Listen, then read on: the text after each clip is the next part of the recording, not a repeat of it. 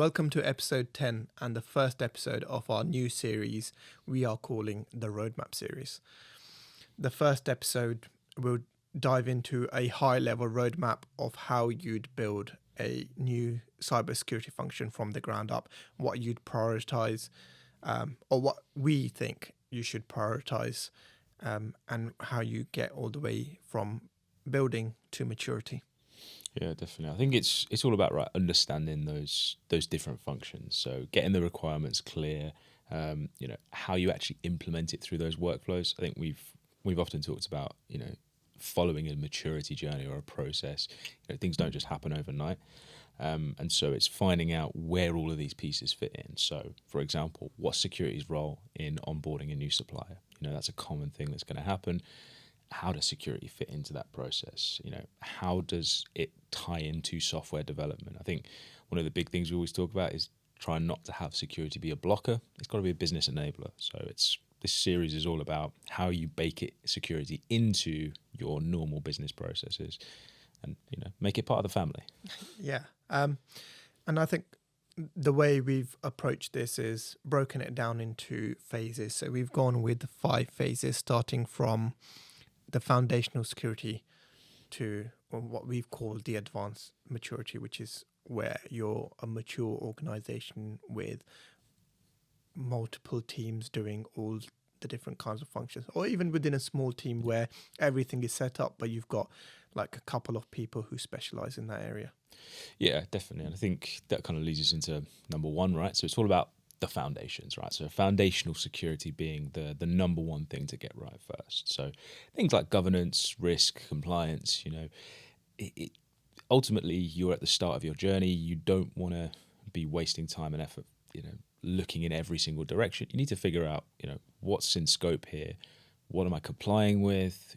What do I have within the organization that I have to, what's in scope really that we're going to work with here? So I think ultimately things like looking at your architecture, or like looking at the ecosystem or your digital estate, right? So then that feeds into things like your endpoints, vulnerability management. Really understanding what it is that you have within your organization. And then the other side is the staff, right? So it's, okay, who actually works for the organization? What are the different functions that they do? And how do we get them to a good, secure baseline level? So things like end user awareness and training, I think. So, it's all about getting the foundations right. Yeah, and I think on that, the governance, risk and compliance, the GRC stage, it's all about where do we want to go? So you set that roadmap of this is our end goal. These are the compliance that we need to meet within, let's say you use a 2-year window. That's your end goal and your end state, but it gives you direction of where you want to go. Exactly right. And like we said, getting the foundations right is so crucial, right? Because, think about building a house. You build it on quicksand, what's going to happen? It's not going to be much house left, right? So you got to get the foundations right before you can start looking at some of the more, advanced and mature parts of security. It's slowing down, taking that time to plan things correctly and not just jumping into it and winging it. For sure. That leads us nicely into step 2. So operational security. So this is where you're looking into your response processes. So now you've got your endpoint monitoring in place and your vulnerability management tooling in place in your foundational step. This is where you say, okay, if I have an alert for X thing, how do I respond to this?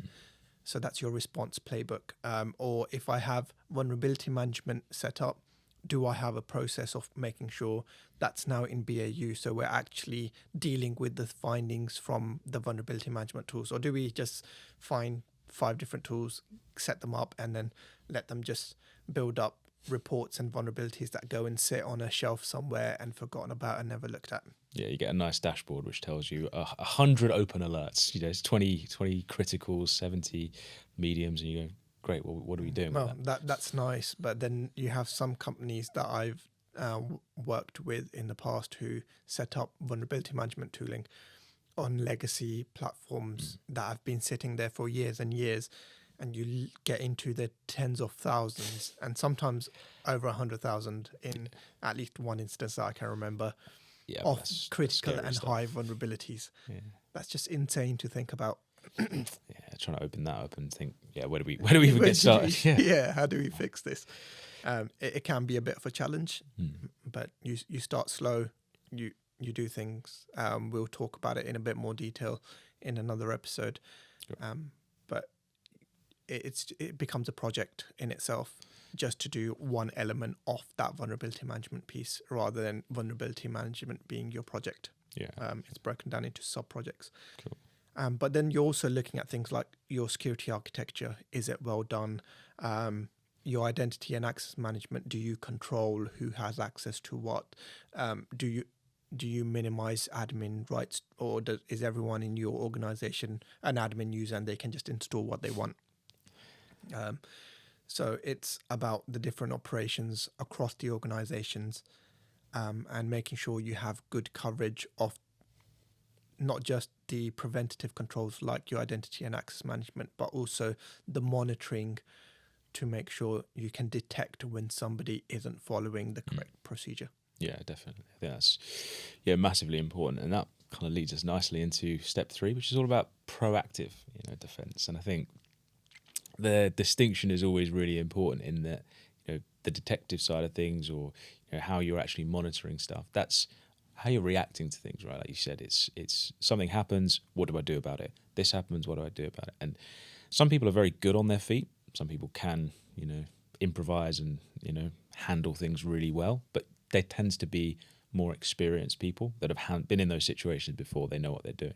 If you're very new to things, constantly being reactive is where people are prone to make mistakes or lapses of judgment, maybe spend more time on something than they would like to.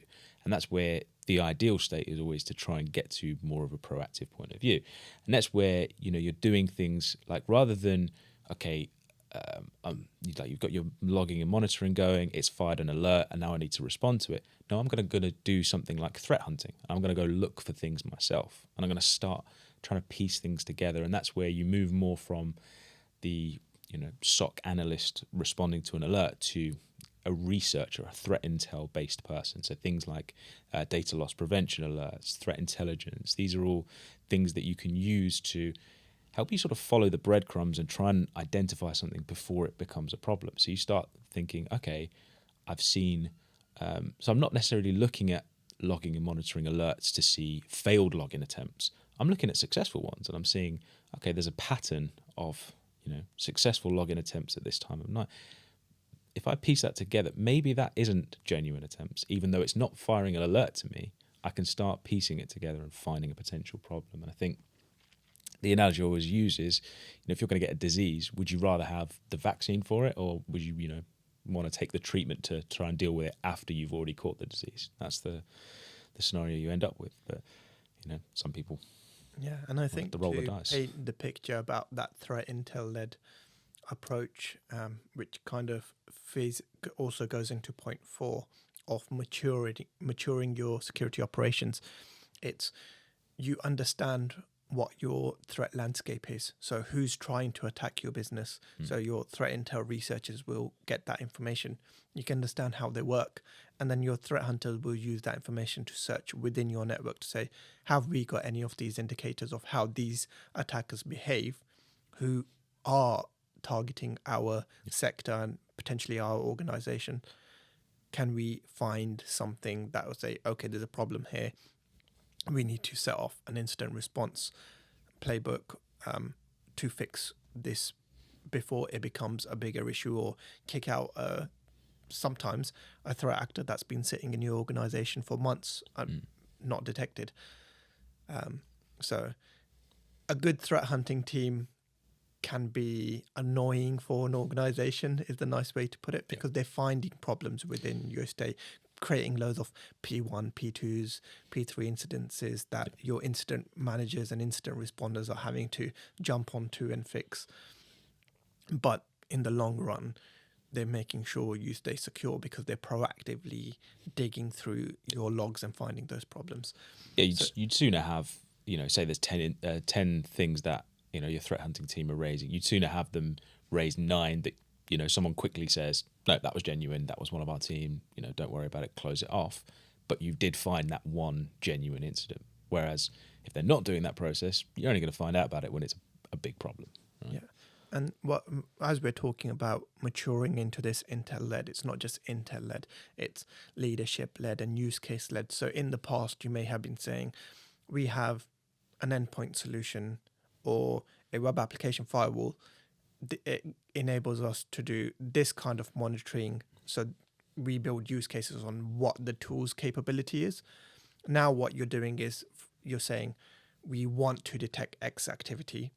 What logging do we need to help us enable us to do that? So then you go off and enable new alerting, or you change the verbosity of logging so you're getting more data from your logs to be able to do those additional threat hunts or build some alerting and monitoring around those logs.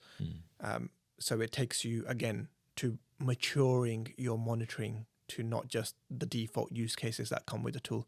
Yeah, and I think that's a real important distinction in this, 5-step process, right? Is that as you move through it, in the early stages, it's all quantitative, right? It's all volume.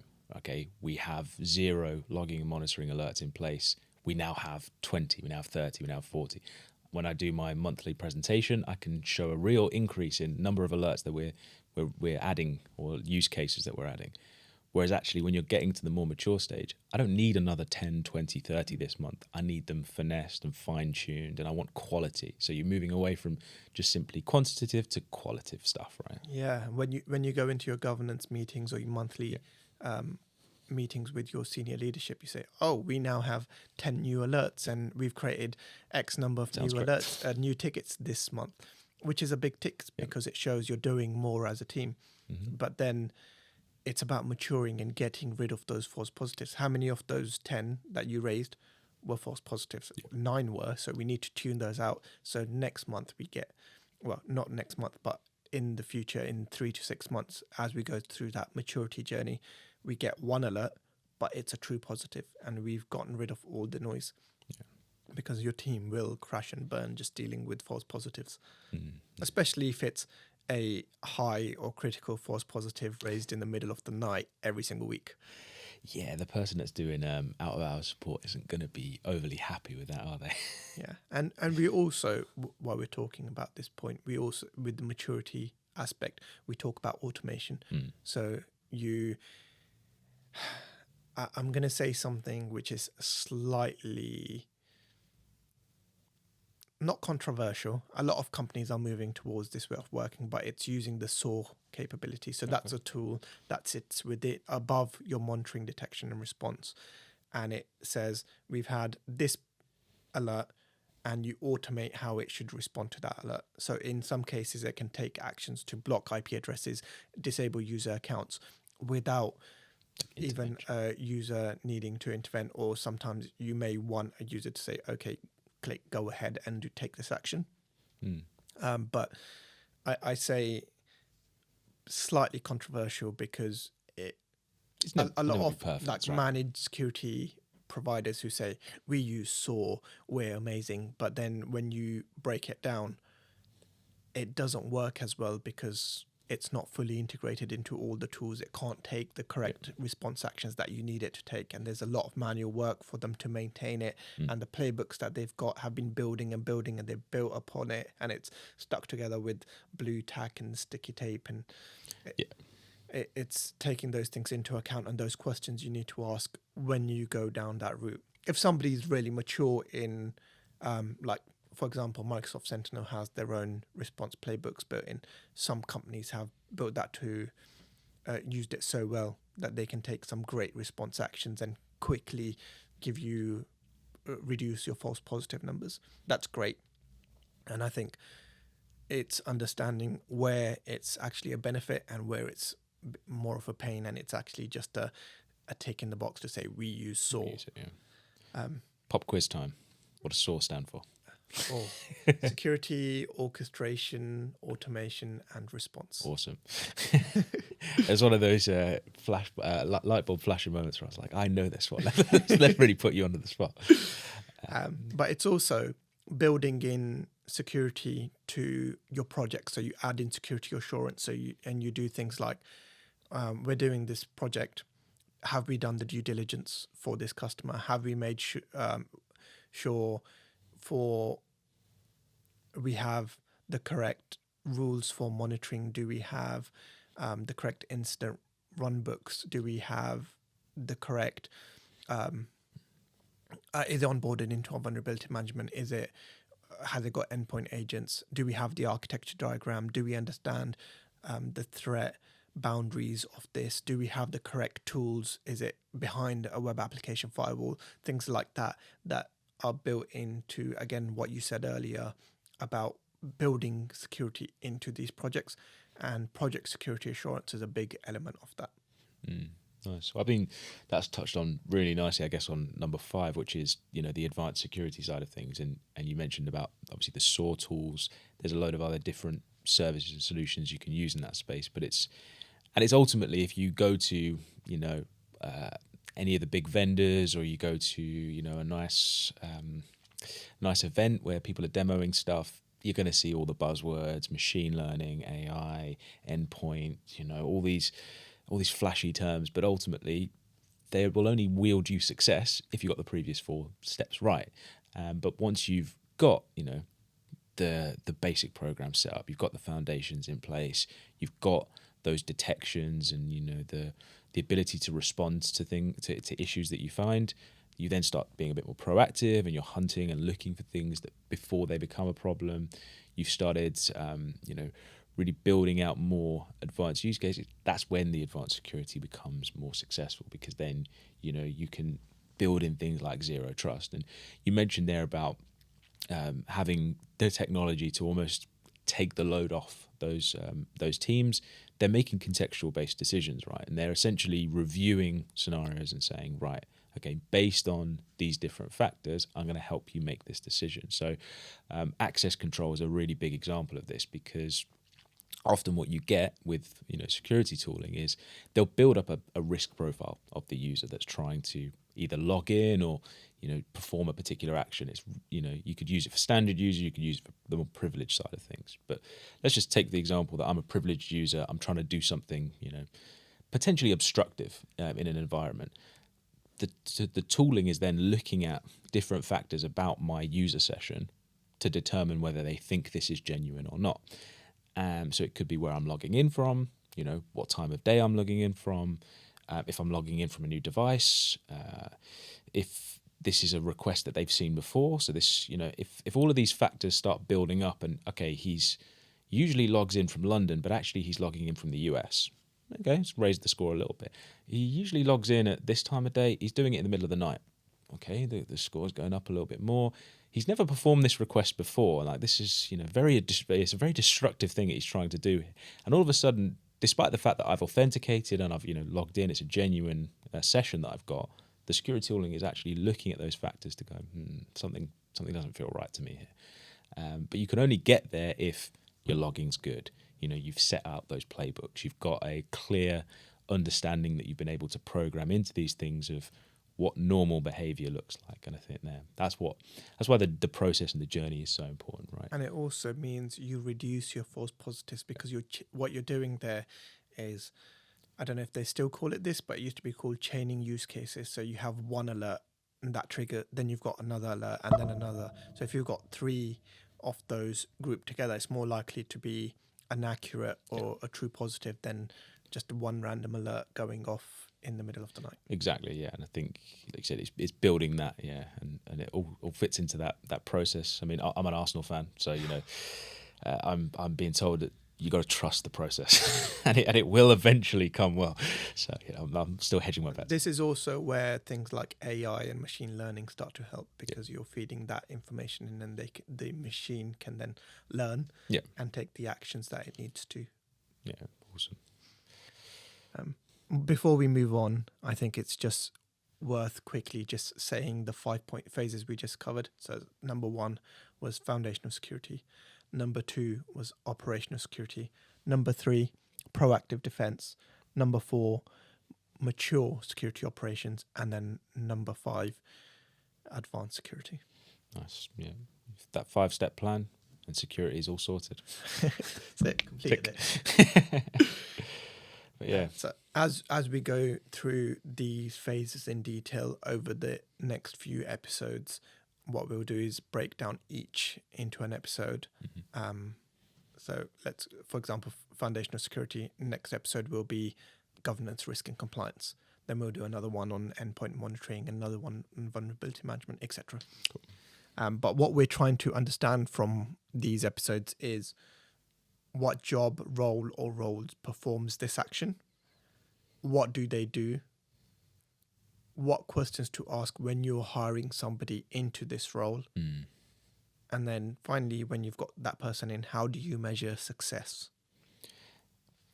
And I think the question that you ask when you're hiring, or especially for as a smaller organization, is do you go with juniors who seem passionate and you see them building their own labs and doing self-study at home and they're really, really passionate about this?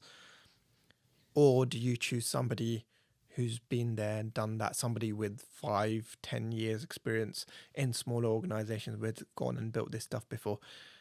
So when do you decide who do you go with? Yeah, I mean, it's a really pertinent question, and I've had the pleasure of being on many interview panels with you. So we've had this dilemma back and forth about not always agreed, who to go with. But yeah, we'll share some stories in a future episode. Yeah, let's just put it this way: I'm not the best interviewer, but essentially during interviews, like you said, you've got that dilemma, right? Junior versus experienced, and I think it's really often looking at two different sides of the coin and going, okay, which is most appropriate in this scenario? Often when you look at the junior person, like you said, especially when it comes to cyber, I do these labs, I'm a self-starter. I do all of this extra study in my own spare time. And that looks really good. And you start thinking, okay, well, this person could be really valuable for the team because, they're clearly passionate. They're clearly doing a lot of this in their spare time. They're going to learn and develop during their time here. And actually coming in at a junior level, we might get them at a lower salary point, but actually in the next year or two, they're going to grow into something really valuable to the team.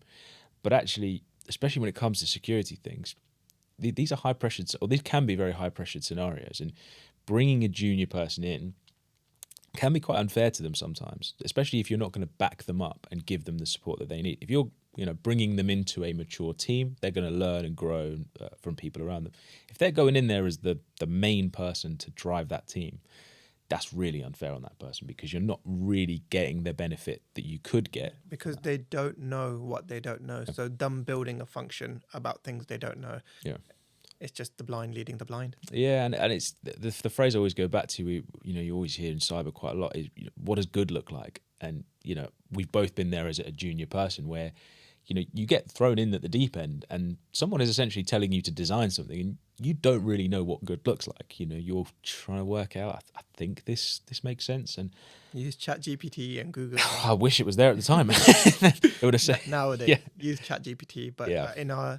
A few years ago, use Google and try and work it out. Yeah, and it's those sort of tools. But again, no one is going to go through Google and read every single article. They're going to cherry pick a few, and ultimately you're relying on them picking the right articles that works for your scenario. So, yeah, I think it's a really difficult scenario for a junior person to come in and build those processes and build things from a foundational level. Right? Not even build. I think, let's say you have one specialist that you brought in first, and your second hire is a junior person, but then they're being given.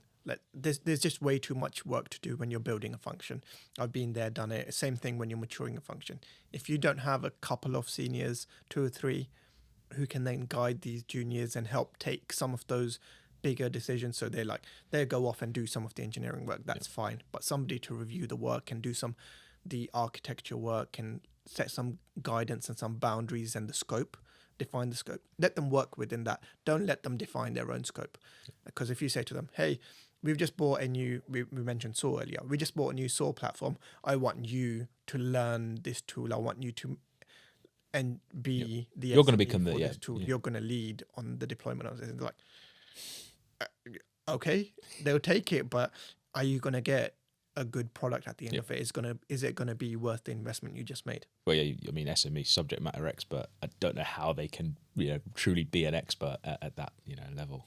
It's really tough to come in and do that. But hearing this, your immediate knee-jerk reaction would be, okay, junior doesn't work.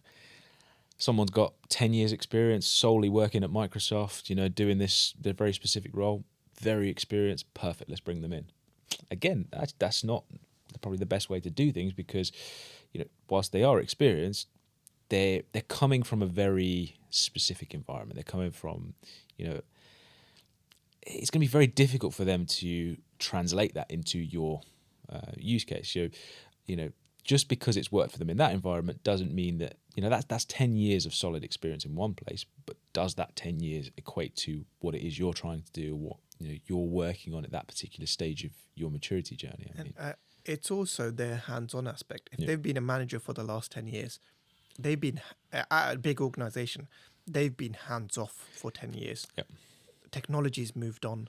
Yeah, I think that's the big one, right? Technology is the one that will continually update. And I think the joke I always see is, especially on things like LinkedIn, is they'll bring up like job adverts, and there'll be particular technologies in there, and it will be something like, yeah, okay, we need you to have 6 years of experience in this. People say the technology existed for 2 years. Like, how have you got 6 years experience? There's going to be a job advert soon saying you need to have been using ChatGPT for 5 years and you need to be an expert in it. It's like, it's really difficult to keep up to date with the technology if you're immersed in it all the time. But like you said, if you're more on the management side of things, or you've been doing more of a hands-off kind of role, it's very difficult for you to then get back into the shoes of someone that actually has to start pushing buttons. And I think that's the important distinction there as well. So I think it's that trade-off, isn't it? Okay, you've got two people applying. One is a very junior, one is very specialised, but they've been maybe on a bit more hands-off for the last few years. Both are coming with pros and cons. Maybe go back to the market and find out. Okay, so in my opinion, having worked in these roles and interviewed people for these kinds of roles, the right person is a mixture. So you want somebody who has the experience and has that hands-on experience, and has done it for 4 or 5 years in that smaller organization, small, medium organization. So they can come in and they can do that strategic work. They can build your roadmaps and say, this is where we want to get to. But also have the know-how to get stuck in and press those buttons and get things working. They may not be a specialist and may not get it perfect, but you get things up and running. And then once you're up and running, you can bring in your juniors to manage that. And you can also bring in, once you grow, a specialist to then own it and take it to the next level. But for the time being, to get things up and running, you want somebody who's, got to say it, jack of all trades. Known in the game as a Swiss Army knife or a Gerber. Not in the game. I think it was specific to one organisation we worked at. And we had an MD who was ex-Navy, and he used to call Tariq his Gerber, because he'd get him to do so many different things, and he'd say, I need my Gerber for this. So that was when T was like, oh, brand new project, never done with this. I'm the SME now. Okay, cool. Gerber, here you go. Just from the consulting side of things, just never let the client know that you're brand new to that. Yeah, I think that was the moral of that story. But yeah, I think that's a really good distinction, to try and find that middle ground between once you're up and running, and let's say you're a cloud organization, and you want to mature that offering, that's when you look at a cloud security architect like T over here and say, can you come in and help me take us to that next level? Yeah. Do an architecture review, look at the tools we have deployed. Are they configured correctly? Are we utilizing them to their best of their ability? Can we deploy some additional tools to improve our monitoring, detection, response, our vulnerability management? Mm-hmm. Like in AWS, are we using Inspector to monitor our EC2 instances and our ECRs? Can you set that up for us? Yeah, and I think it's, like you said, mentioned there, often that's where the solution isn't just, okay, let's hire someone. The solution could be, let's bring somebody in to help us here, because actually they've got hands-on experience of doing stuff. They've potentially worked with, similar organizations to us who are at a similar maturity level. They can really help us on that step process, and they can look at, for example, our cloud architecture and go, okay, this is where you are in your maturity journey. We're going to work on this. We're going to set up a little roadmap here where you're going to achieve these things at these stages, and you then can translate that into a project that you can communicate back to your team and say, okay, this is how we're going to do things. This is how it's going to be improved over this period of time. I think, that's where the dilemma then comes up of, do we bring somebody in? Do we need to hire someone? Do we need to actually maybe go to the market and find a vendor to help us? And I think it's always a very contextual based decision. You've got to look at your organisation and your needs to see what matches best for you. Yeah, I was just about to say that same thing. You have to look at your circumstances. Yeah. Do you have the budget to go off and make a new hire and onboard them, train them to your company's procedures, set them up with pension and all your other perks?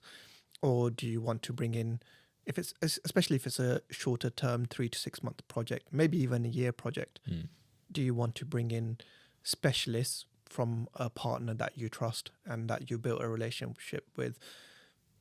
If you haven't built a relationship with somebody, hey guys, did you have 9? Yeah.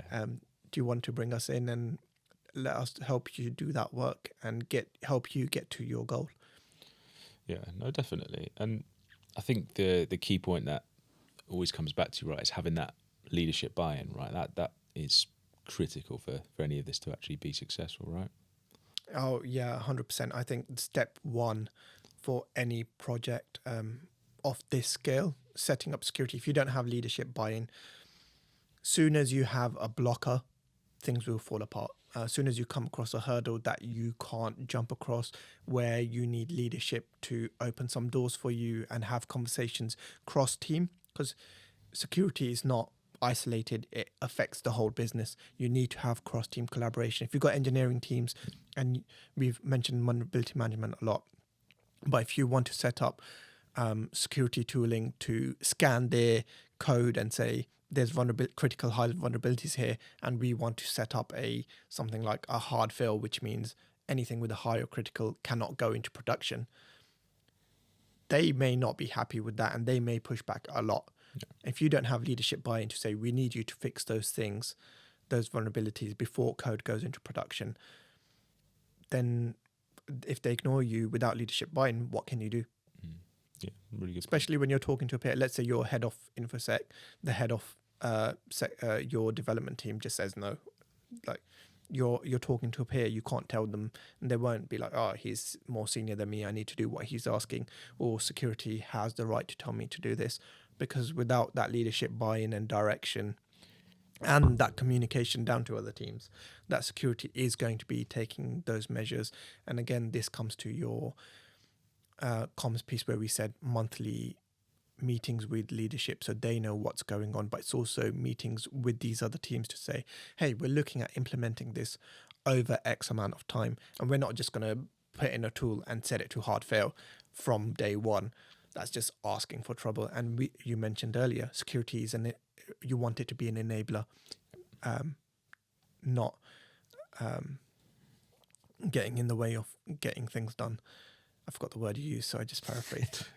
Yeah, I mean it's a really big one because I've done a lot of cloud transformation and cyber transformation programs, and I think the key, I don't want to say failures, but the key areas of key lessons learned, I guess, the areas that you feel haven't been successful, it always comes back down to the same sort of problems, right? It's teams saying, well, we don't have the time or the capacity to do that. Somebody has provisioned the work, or somebody has said, this is a priority for us to do it, but actually rely on other, stakeholders across the organization to get things done. And those stakeholders turn around and say, actually, we don't have the time, we don't have the capacity to do this. You've not really consulted us on this, so this isn't part of our plans. They've got other priorities right now. You might be looking at something within the security team, but actually the network team are doing something completely different. Like they're looking at a network refresh. That's not something that then they can just park and say, okay, yeah, thing is the most priority. Let's do that now, and let's just ignore the work that we're doing, because they've got other stakeholders that they need to feed into. And sometimes it's not even we don't have the time, it's we don't have the skill within our team to do it. So, for example, we talked about AWS because you know it really well. I'll use that as an example. If you have a team that owns applications or solutions within AWS, but they don't have the skills to manage and maintain the underlying infrastructure like an EC2 instance, when you go to them and say, hey, we have these high and critical vulnerabilities, they'll say, okay, cool. What do? We don't have the skills to fix it. We're a bunch of software developers. We build stuff on these systems. Yeah. We've never maintained them. You may have then systems engineers in another team who can come in and do that maintenance work. But how do you get that cross-team collaboration without leadership buy-in? So without their directors saying, okay, we need to allocate resource, or the roles and responsibility matrix to say the underlying infrastructure is managed by the system engineering team. Yeah. And if you don't have that roles responsibilities defined by senior leadership, things won't get done.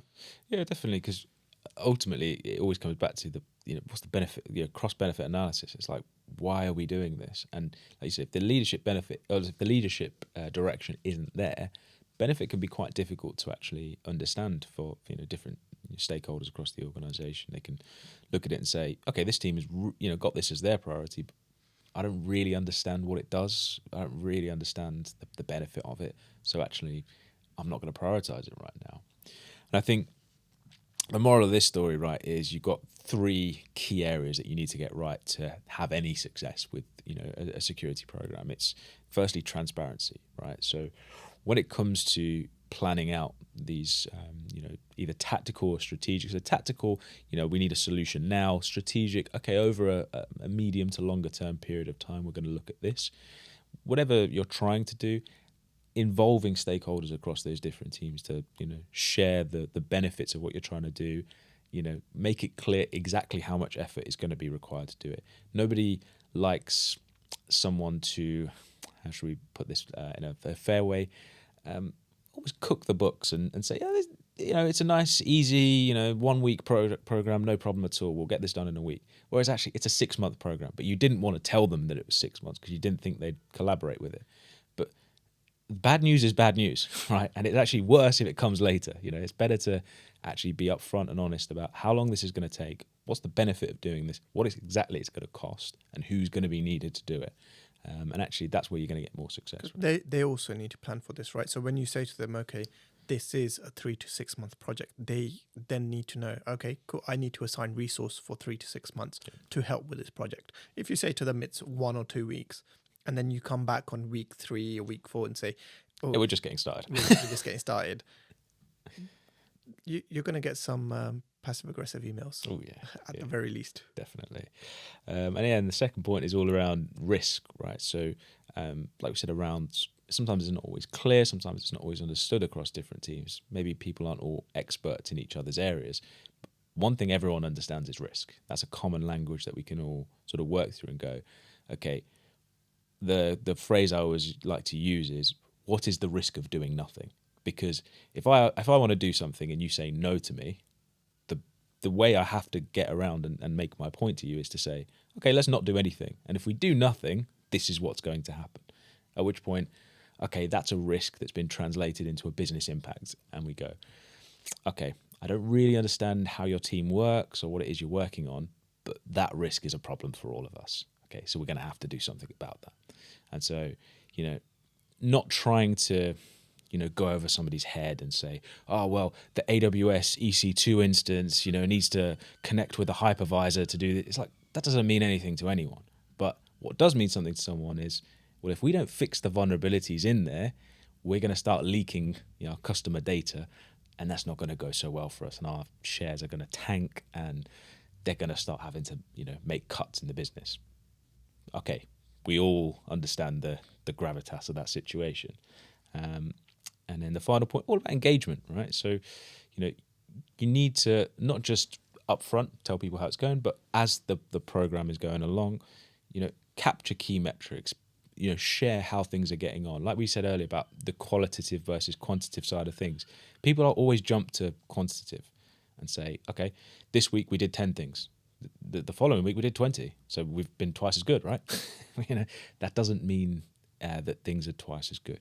You've got to actually convey the benefit of what you're doing, show at these different checkpoints that, okay, we've done these things and that's given us this benefit. And people can go, okay, I can see the progress that you're going on there. And that journey is actually benefiting us here. So then people will buy into it. And I think we'll dive into all of this in the build series which we talked about earlier, which will follow our roadmap series. Cool. For now, I think it's best we wrap up this episode here. So thank you all for joining us. I've been Cash. And I'm Tarek. Thank you for listening to the CyberPod, and we'll see you on the next one.